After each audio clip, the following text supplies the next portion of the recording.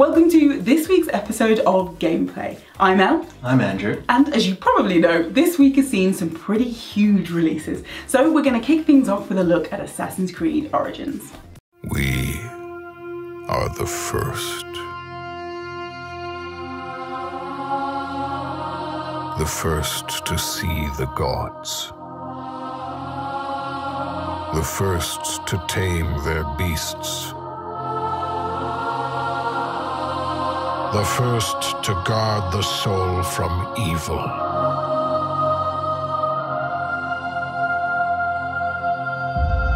We conquered this land and built an empire. So, what did you think? I am a huge Assassin's Creed fan. Yes. Huge. I'd lost my way a little bit with the franchise. It got a bit repetitive for me. I think we both said that we were almost sort of done with playing Assassin's Creed games. Yeah, so for me, I was kind of really hoping it would be a reboot to the series, and it absolutely is. It's, you know, if you've kind of gone off Assassin's Creed, if you found it a bit repetitive or a lot of the games a bit similar, this is the game that will bring you back. It is just fantastic. It's completely different. So much fun. It's more of like an RPG this time around as well. Yeah. It's rather than just like a story-driven, like go here, complete everything, go here, complete everything type thing. It's a lot more, you build weapons, you build items, you find things, doing little tiny side quests. It's just like everything that you want from like a proper RPG. And I mean, the setting is just fantastic. It's, you know, obviously, I'm sure you're aware, it's set in Egypt and it is stunning. Really, you know, true open world, so you can wander everywhere, explore. You know, one minute you're in the desert, the next minute you're in kind of a real Egyptian town. You know, you're going to come across people like Cleopatra and Julius Caesar. So it's a really incredible setting in an area that they haven't obviously explored before. And it just is absolutely stunning. The graphics, the artwork are beautiful, and there is a photo mode which people have been absolutely desperate for, and that, you know, I have just completely filled up the PlayStation with photos and snapshots from the various vantage points throughout the game, because it is such as the eagle. Yes. And okay, so in this one you have an eagle. She's fantastic. I think she's a girl, and she basically can fly up, spy for you, tag people. She can also, if you want, she can attack people, and I do want that. Obviously. I definitely want that. Who doesn't want an attack eagle? Exactly. It's the dream. So yeah, she's fantastic. Very useful. She took me a little bit of getting used to, actually. I was not very good at flying her, piloting her, but yeah, it's fantastic for when you're kind of hiding in the bushes, being stealthy, and you need to figure out where somebody is, or, you know, your best kind of stealth route to get somewhere. And yeah, speaking of stealth, it's, yeah, kind of slightly different in that you can't really just go around stealth killing everyone in this one, especially because you don't start with the stealth blade. Yes, so once I had kind of started taking people down, like hiding in bushes and doing a takedown, they were kind of writhing around for ages. Yeah, like that. For ages and ages, like I would go away and come back and there would just be a bush full of writhing dudes. Like a dozen dudes. Yeah, so I was a bit confused by that. It turns out I wasn't killing them. I thought I was killing them, but because obviously you don't get the sheath blade for a while, you're just knocking them out. Yeah, so they're just writhing in agony.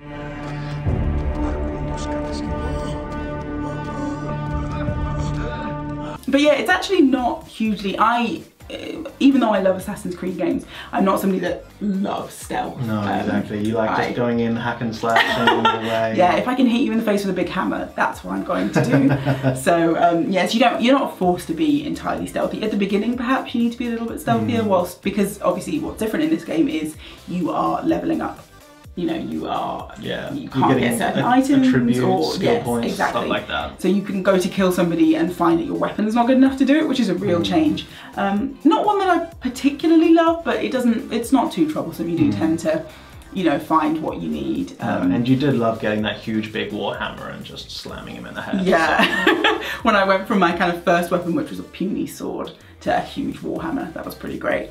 And so yeah, so it's, you know, once you've kind of got to a certain point in the game and you've got some good weapons and you've crafted some armor, which is obviously new again, you will find that you don't have to be stealthy if you don't want to. You can just go around hitting people in the face with a hammer, which is my preferred method. Exactly. So Yeah, but it's just really interestingly different. It's, you know, a complete change for the series. It's something really new, and I think you can just tell the amount of work and thought and research that's gone into it. Not just in terms of the Egyptian setting, because that alone is heaps. Yeah, it's, you know, it's fantastic. It's, you can tell that they've put so much research into it. You know, I don't know if you saw on Twitter, maybe on social media, but somebody actually decoded the hieroglyphics that are in the advertising campaign, and they actually read, you know, they actually have a message in them. So you can tell that every detail has been really carefully considered. So that alone, but just the game itself, it's completely overhauled. Really great RPG elements, really great kind of stealth action elements, and, you know, completely different combat system and crafting and leveling. And whilst you might not like all of that, some people have had qualms with different bits of it. You know, I think overall it's a really exciting experience. It's a really new place for Assassin's Creed to go. Yeah, yeah, I really enjoyed it. Yeah, just can't wait to dive back in, I think. So another new release we've had this week is Wolfenstein 2. The new Colossus. My brothers and sisters of the United States of America, tonight, we, the free people of the Resistance, ask you to become one of us. Did you forget? They beat us! They murdered us! They executed us!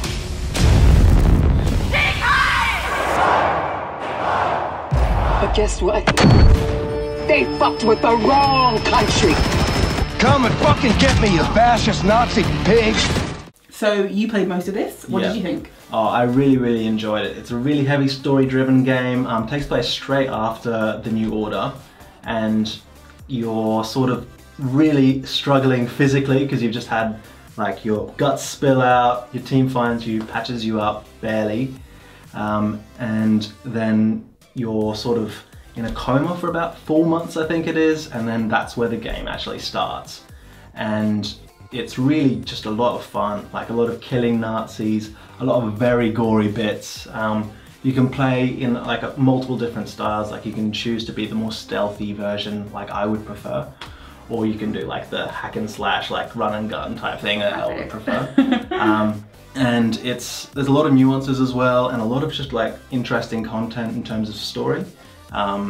Like there's a lot of interesting characters that are based on the U-boat that you stole from the last game, which is your base of operations in this one, where you just walk around and you just listen to their conversations, and they're just really interesting to see where they're at as people. Like some of them are like looking for romantic interests, some of them are just dealing with the horror that they've seen, and it's just very interesting overall. I mean, I think I definitely have to say the person I most felt a connection with was a character who loves cake and food. I won't spoil it, but you'll definitely know when you see it. And I was like, okay, I like this chick. Yeah. So I think that's the thing, is the characters are so well written. It's just, it's, you know, it's like a film. There's so much. Exactly. I think the thing that reminds me the most of it is the Quentin Tarantino film.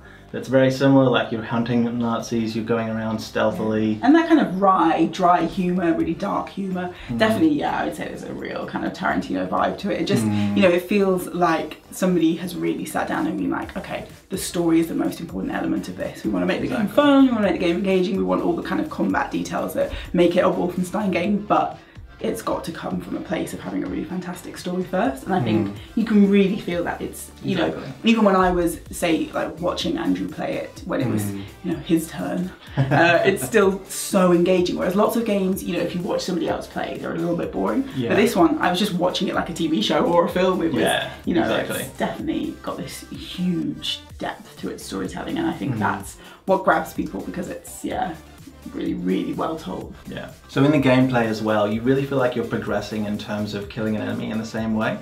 As in, when you kill an enemy in a stealth manner, you improve your stealth kills, and when you headshot enemies, you improve your headshots, and such and so forth. It really gives the game a sort of progression, as though you're getting towards like leveling up yourself, rather than just running around aimlessly, although that's never really the case anyway. And I really just love the game overall. It was a fantastic run and gun shooter or stealth game, however you want to play it really. And the story-driven elements really shone through in this one. It was fantastic. Yeah, and I think, you know, it definitely lives up to the fantastic reviews.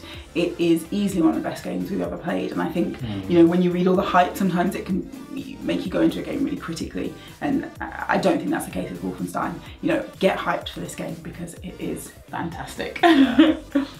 Alright, so with a week of huge releases wasn't quite enough gaming content for you, let's take a look at what's been happening in the rest of the gaming world this week. Games everywhere are right into the swing of their Halloween events this week, with everything from Elder Scrolls Online to Pokemon Go having unique experiences and items to collect.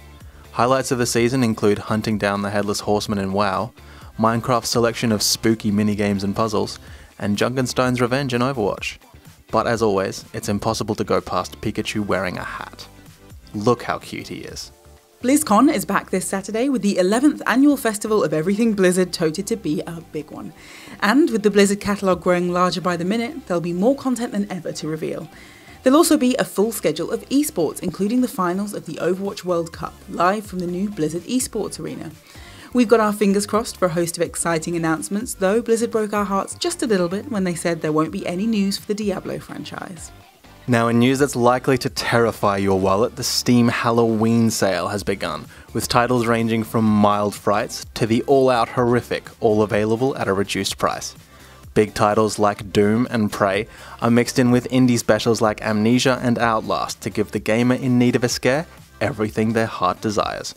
Also included in the sale are VR titles and horror films, so every aspect of your Halloween entertainment is covered.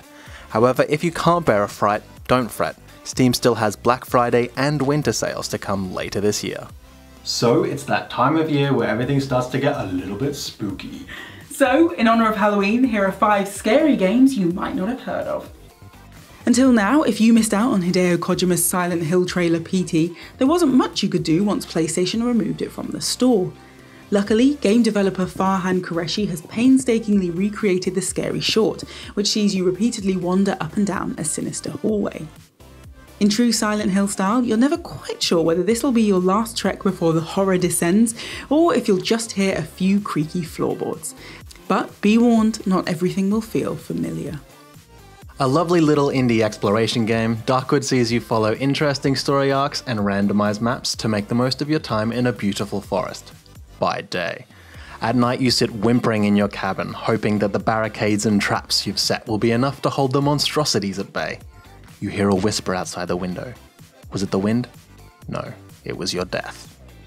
Beautifully animated, indie title Limbo sees you play as a child side-strolling their way through a world in which pretty much everyone wants to kill you. The huge wasps want to kill you, the gigantic spiders want to kill you, even the environment wants to kill you. To survive, you'll need to solve puzzles, although that's easier said than done. Wander at your peril, because the only thing black and white about this game is the palette.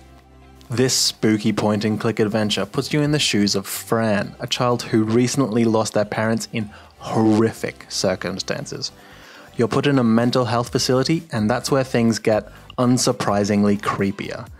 Every room is home to a new grisly spectacle, and even worse, you're never sure if it's real or just in your mind. Oxenfree sees you take on the role of teenager Alex, who made the classic horror film mistake of taking a trip with her friends after dark. However, a little exploration quickly turns into some seriously creepy moments, as you discover the island you're on isn't totally uninhabited. Using a slightly sinister radio, you'll need to solve puzzles to bring your friends back together, or choose to leave them behind. Well, we're off to get our Halloween costumes ready, so that's all we have time for. Make sure you're subscribed, and we'll see you next week.